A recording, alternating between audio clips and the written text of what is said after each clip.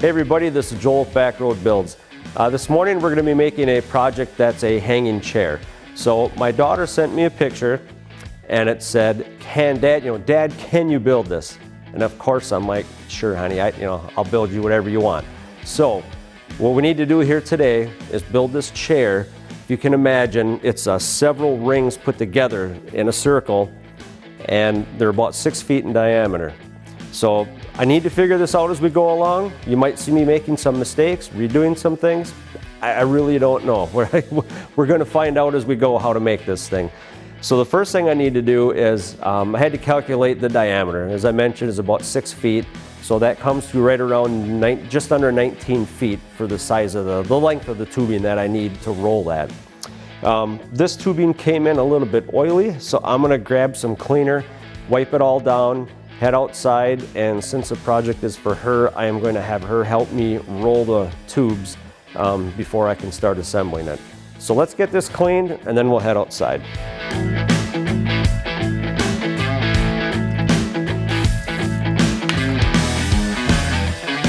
All right, Riley and I are outside. We're gonna get these tubes bent. Now, I have this roller here and you may not have one in your shop. If you don't, hopefully a local fab shop nearby would have one and they could roll the tubing for you. You pick up that end, Riley. We'll get it here. All right, now I need you to push towards the roller to get it started. And I can see it just starting to turn out. So Riley, you can set that down. I'll have you come up here.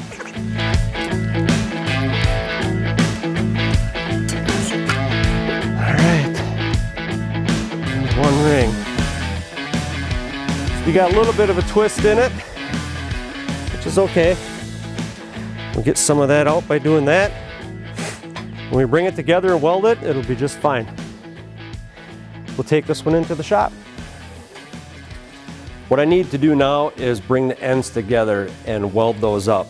So what I'm going to do is weld the top half of this first, flip it over, and then I'll weld the side that's on the bottom now will be on the top, and I'll fill that gap in. And then I'm going to take my cutoff wheel and where it's together here on the inside, I'm going to cut that open, maybe about 1/3 of the way into the tubing where the welds start from what I did previously.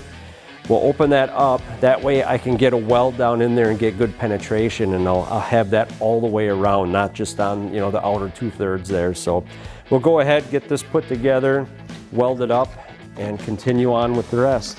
Always read and follow all labels and the owner's manual.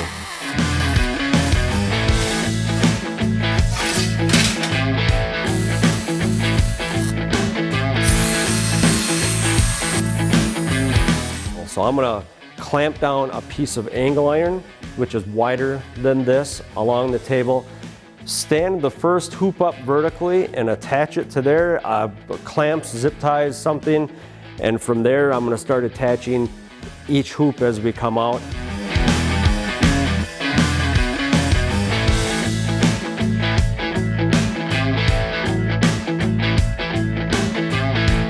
This center loop is the one that I want to be secure. So I ran this piece of angle iron across, we clamped it down. Right now I just have it zip tied to there to kind of hold that in place, and I have a block on the floor holding the base of this loop. I'm going to go ahead and cut a couple spacers for the bottom. I'm thinking maybe around 10 to 12 inches in between each hoop at the bottom, and then once I get those secure, I'll probably come up and just tack weld these three into place then, so that these three hoops are kind of together as one. And then I'll work on the last two outer hoops and probably be messing with them again and doing a little bit of the same thing. So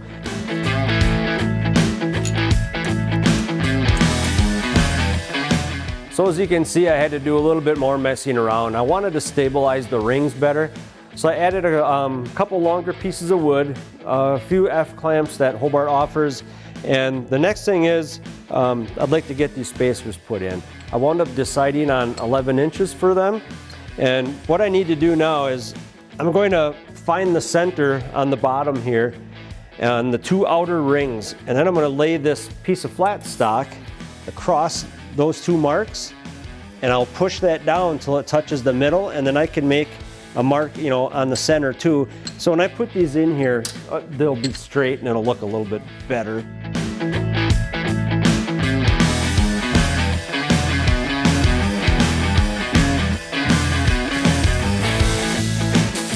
Okay, so we're set with the first 3 rings so far. I did decide to go with 11 inches, as I mentioned, with that spacing. With those tack welded in there, I think it actually looks pretty good. We'll get this moved out. We'll get those next 2 outer rings in place with the spacer tack welded in. If everything's looking good from there, I'll probably put a little more weld on all the pieces that are in, just so that everything's held together really nice. And then work on adding a couple of pieces to the side, in between here on each side, just to tie all of that together. You know, after that, I think then we'd be ready to build the bench. But let's get these last 2 rings on first.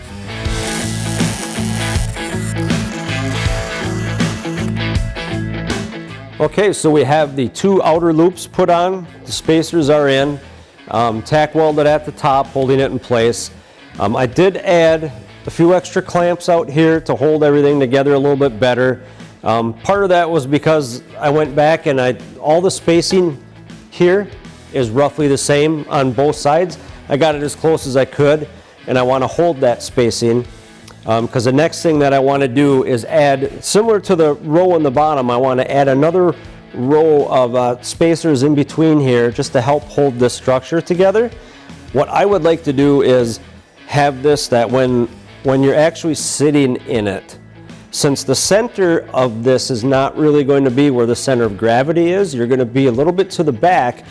It's going to kick this forward. I think you can kind of see it in the camera here. It's kind of kicked forward towards me. So your center of gravity is actually going to be back in here. So the side pieces, I'm not so worried about this bottom one because it's straight, but the side braces I want to be level. So I kind of guessed at where I think the center of gravity will be, put that ring to the bottom of the floor. I checked it with my level, that ring is straight up and down. Now I'm going to take the level and go along the sides somewhere around this area, and then I can make a mark on every one of these tubes and cut each spacer. And now when you're sitting in it and you're looking out, this is nice and level, or darn close to it anyway. And after we're done with that, we'll get going on the bench, but first we got to get these braces in.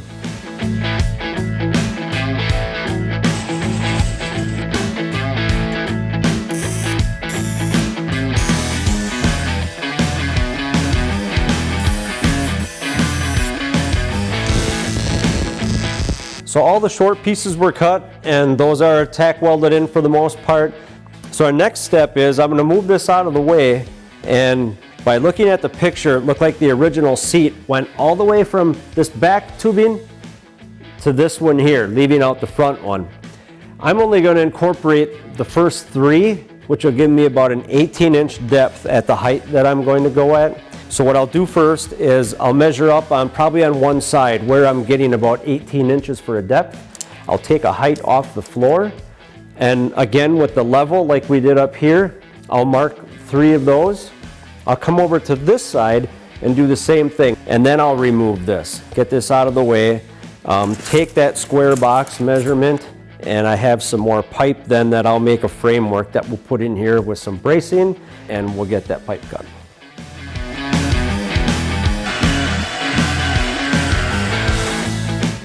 So we have all the pieces cut to make the bench top for the seat. So what I'll do next is I'm going to clean up all the ends. They just came off the saw. So I'm going to clean the ends up, chamfer them just a little bit. I'll frame this up using a square. I'll probably do one short and long side together. Then I'll do the other one. Then I'll pair them together and do the last 2 opposite corners kind of a thing.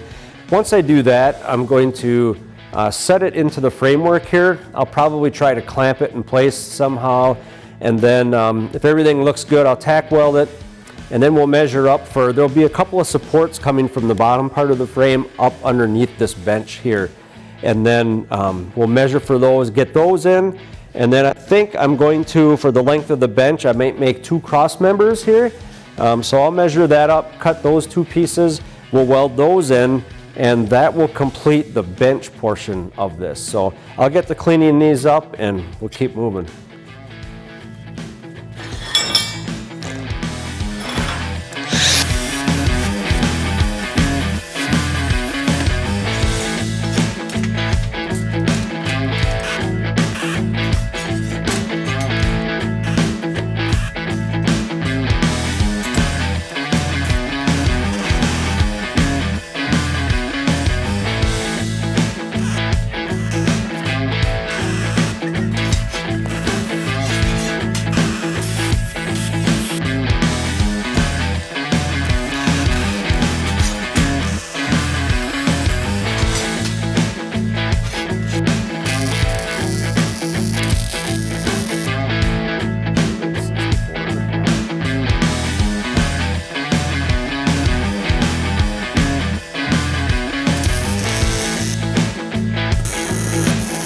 So we have the chair off of the table. I moved the table back, set the chair on the floor here.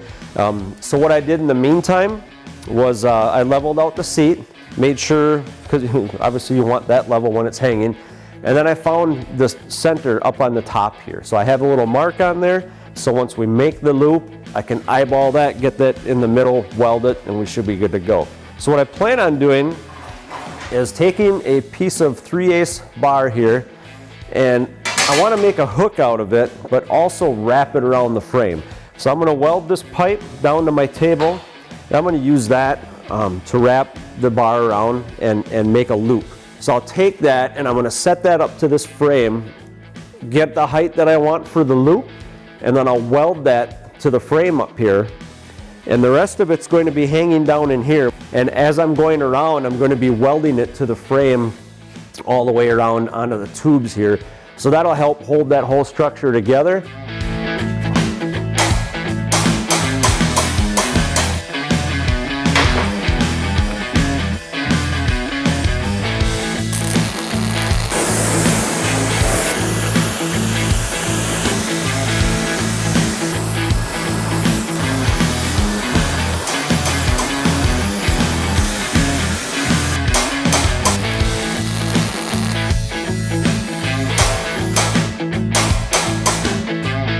So I have the hook on top now.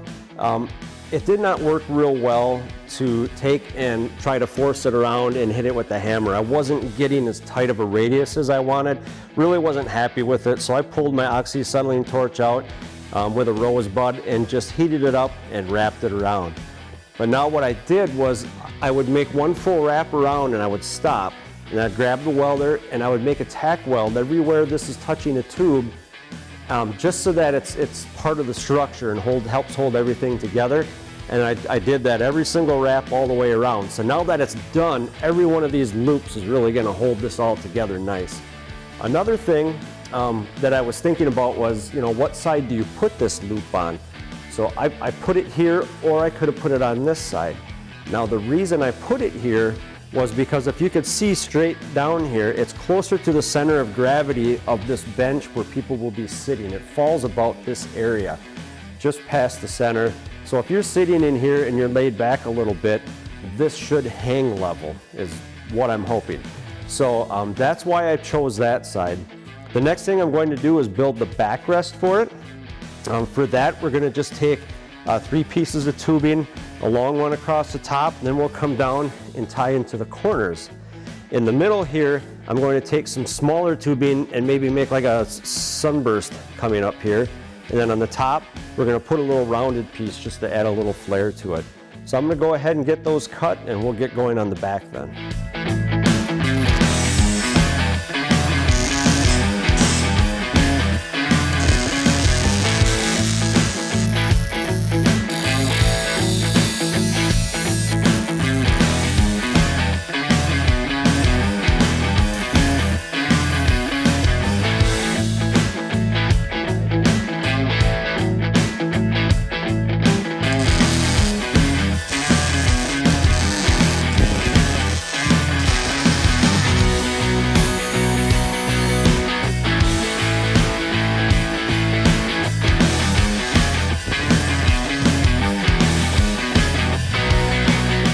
My daughter would like me to put the swing underneath the overhang outside the horse barn. So I'll need to make a bracket yet, bolt that up to the truss, and then we'll hang it with a chain or a cable. Now with this here, there's a lot of different things you could do. You could put cup holders if you wanted to on the end. You can change your design on the back, you know, whatever you want. I encourage you to take this project on, and I think that you'll have as much fun as I did building it.